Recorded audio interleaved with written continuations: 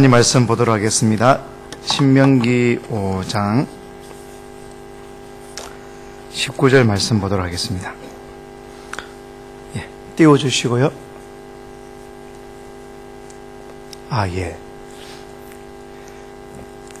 배우도록 하겠습니다. 여러분 머리가 좋지 않습니까? 그죠? 자, 같이 외우겠습니다. 시작. 앞에 건 뭐였죠? 여러분도 참 대단하십니다. 갑자기 4절을 외웠습니다. 그죠? 도를 잘 기억하시면 4절을 잘 이루는 겁니다. 제가 3주 전에 설교를 하고, 그 다음에 어떤 본문이 정해질 것인지 알기 때문에 본문 갖고 고민했습니다. 이 도덕질에 대해서 생각하다가 제가 이게 학부 4학년 때에 들었던 한국 교회사가 생각이 났습니다. 다른 내용들은 기억 안 나는데 저에게 충격적인 사건은 평양 대부흥의 시발점에 대해서 얘기할 때에 길선주 장로님, 그 당시에 장로님이셨는데 나는 아간입니다 라고 했던 말이 기억이 났습니다. 그래서 이리저리 찾아보았습니다. 길선주 장로님께서 친구 미망인의 재산을 관리하는 중에 그 당시에 약 큰 돈이죠. $100 정도의 큰 돈을 착복했습니다. 그리고 그것을 얘기하고 그 다음날 전액을 돌려주겠다라고 고백했습니다. 유교 문화가 그 당시에 팽배한 그 시대에 1000명이 모인 사람들에게 자기의 치부를 드러낸다. 굉장히 쉽지 않은 일이지만 그것을 고백했을 때에 교회 가운데에 새로운 부흥이 일어났습니다. 한국 교회의 평양 대부흥의 역사를 보면 방언을 했다는 기록은 전혀 찾아보지 않고 다른 내용만 기록되어 있습니다. 주인의 재산을 속여 갈취했습니다. 선교사의 돈을 몰래 착복했습니다. 자선기금 일부를 착복한 사실과 간음죄를 고백했습니다. 어떤 부인도 같은 죄를 고백했습니다. 곁에 있던 남편은 같이 기도하며 부인을 용서했습니다라는 기록이 있었습니다. 그래서 이것을 목격한 선교사님은 어떻게 기록했는가를 살펴보았습니다. 이렇게 기록을 남겨놨습니다. 교회에서 부흥을 체험한 성도들은 단순한 통회로만 끝나지 않았다. 다음날 사람들이 거리에서, 마을에서, 교회에서 죄를 고백하는 모습을 볼 수 있었다. 도둑맞은 물건들이 되돌아왔다. 잃어버린 지갑도 돌아왔고 오랫동안 갚지 않았던 빚도 청산되었으며 부정한 방법들도 시정되었다라고 기록되어 있습니다. 우리가 교회 부흥을 기억하면서 우리는 교회 부흥을 어떻게 주님께서 역사하시는가를 생각할 때에 우리가 우리 안에 있는 도둑질하지 말라 이 부분에 우리가 좀 주목해야 되지 않는가라는 생각을 해보았습니다. 사랑하는 여러분, 출애굽기 20장 15절과 신명기 5장 19절을 통하여 하나님께서 우리들에게 도둑질하지 말 것을 얘기해 주고 있습니다. 그렇다면 도둑질은 어떤 의미가 있을 것인지 한번 살펴봅니다. 도둑질하는 것은 옆으로 제쳐놓는다는 뜻을 가지고 있다고 합니다. 즉 말하자면 정상적인 방법이 아닌 바르지 못한 방법으로 이익을 추구한 일체의 행동 자체가 도둑질이라고 할 수가 있습니다. 부당한 뇌물 공유에 의한 챙기기 행위, 높은 이자로 부를 획득하는 행위, 빌리고도 갚지 않는 행위, 허락받지 않고 물건을 가져오는 행위, 기타 등등이 모두가 다 소속되어 있는 거라고 할 수가 있습니다. 그래서 교회에서 복권을 사지 말라는 이유 중에 하나가도 이 부분에 되어 있습니다. 제가 이 도둑질하지 말라는 이 계명에 여러 분들의 설교를 읽어보니까 이 공통된 예화가 하나 딱 있었습니다. 복권에 대한 예화인데요. 이 예화의 주인공이 의사인 예도 있고 신부인 경우도 있고 그 다음에 목사인 경우도 있는데 내용은 동일했습니다. 여러분들 잘 아는 예인데요. 한번 예를 들어보겠습니다. 부당 이익을 취하지 말라는 것 중에 예인데 이런 것이 있었습니다.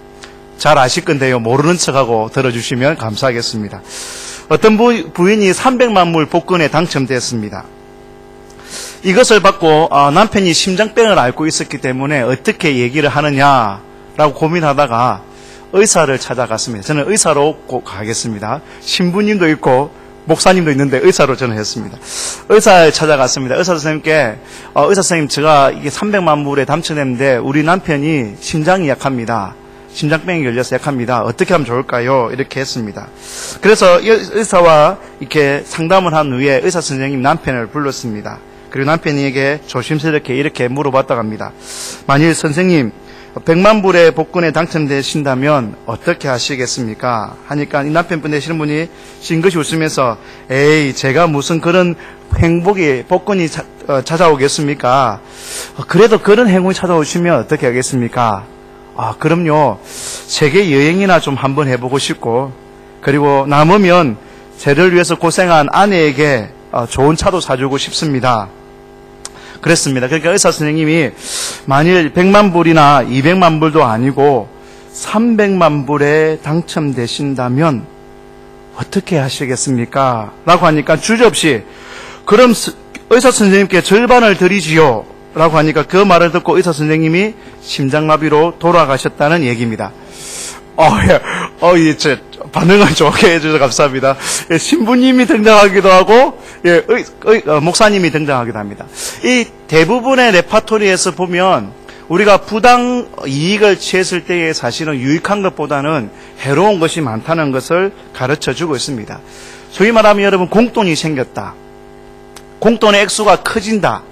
그죠? 공돈의 액수가 나의 생각을 상상할 생각을 뛰어넘는다라고 했을 때에 우리에게 행복을 가져오는 것이 아니라 결국은 다툼과 그리고 아픔을 가진다는 것입니다.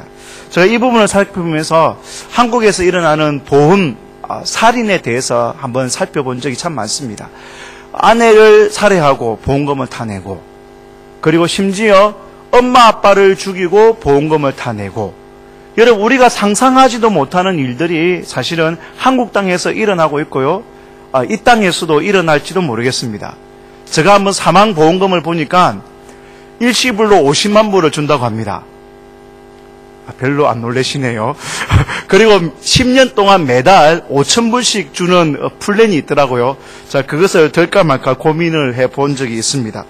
사랑하는 성도 여러분, 우리가 어떤 돈에 대해서 하나님께서 일한 것에 대한 정당한 대가 말고 다른 것을 얻고자 할 때에는 주님께서 우리들에게 이것은 도둑질이라고 말하고 있습니다.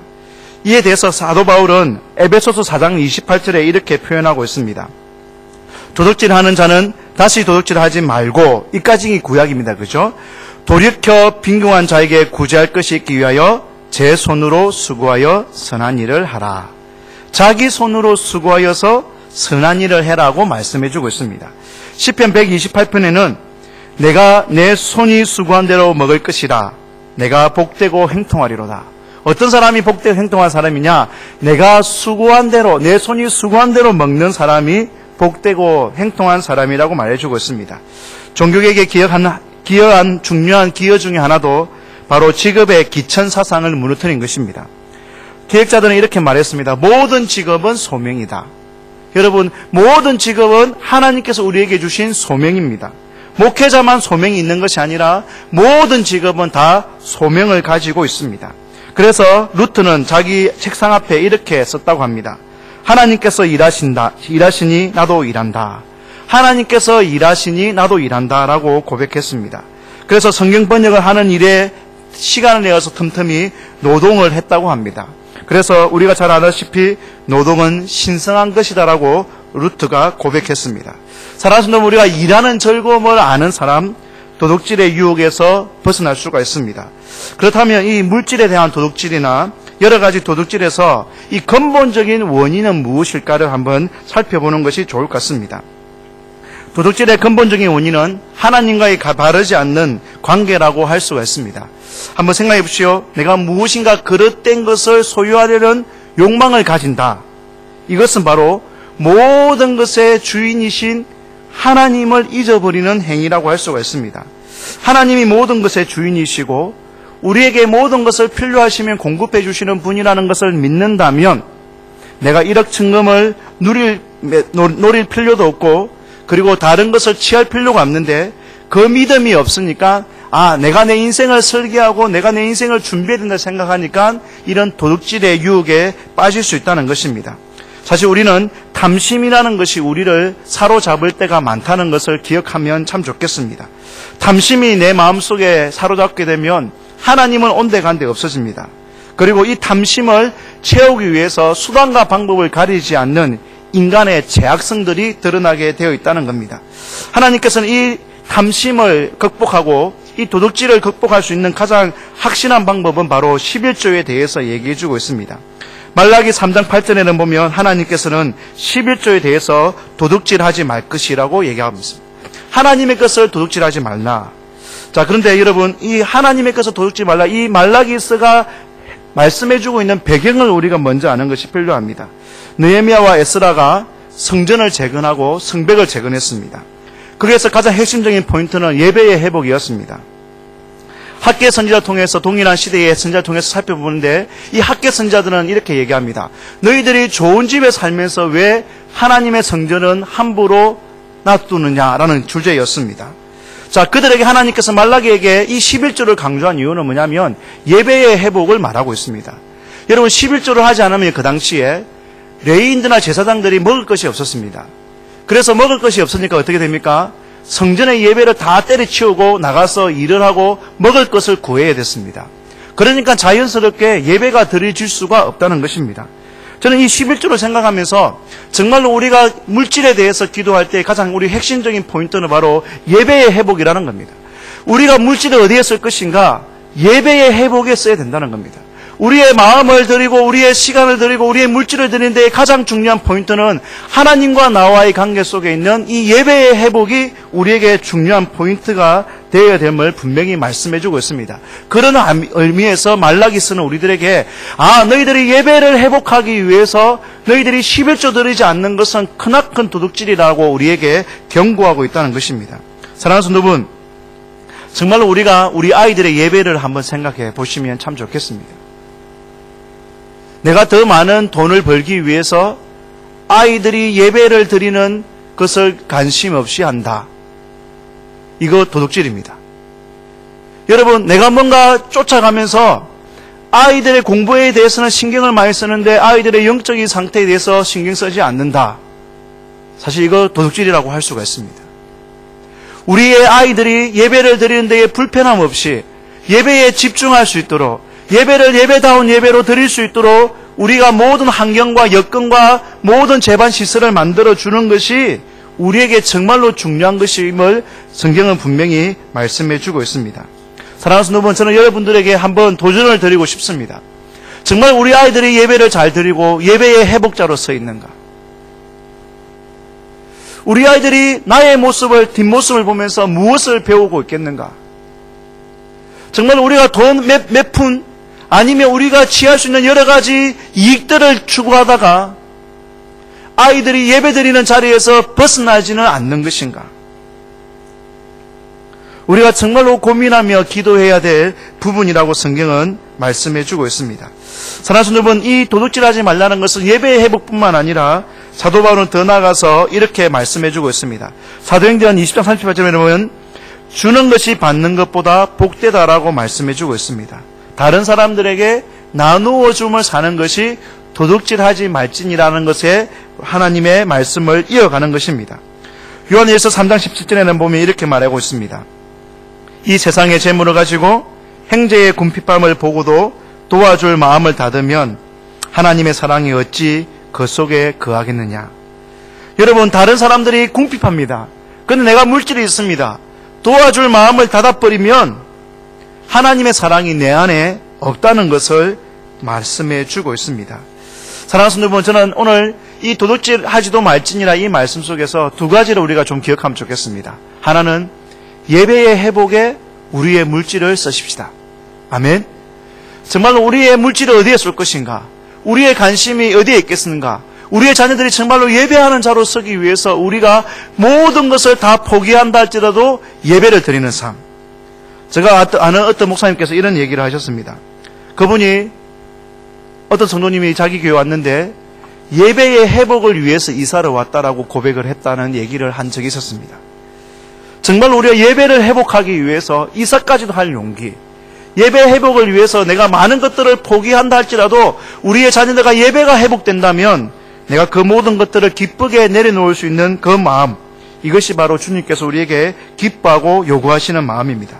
또한 한 가지는 바로 우리가 나누어 줌으로써 하나님의 풍성함이 우리 가운데에 거하도록 하는 것입니다.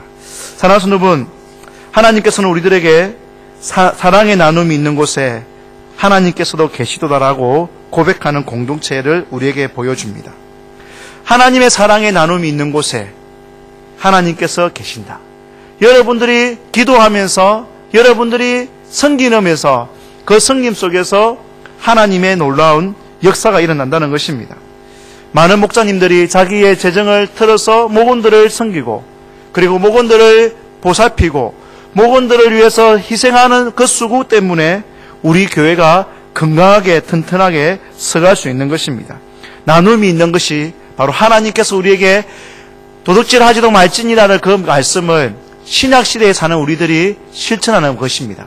도둑질하지도 말지니라로 끝나는 것이 아니라 우리에게 있는 것을 나누어 줌으로 하나님의 사랑을 전하는 우리 모두가 되시기를 주님의 이름으로 축복합니다. 기도하겠습니다.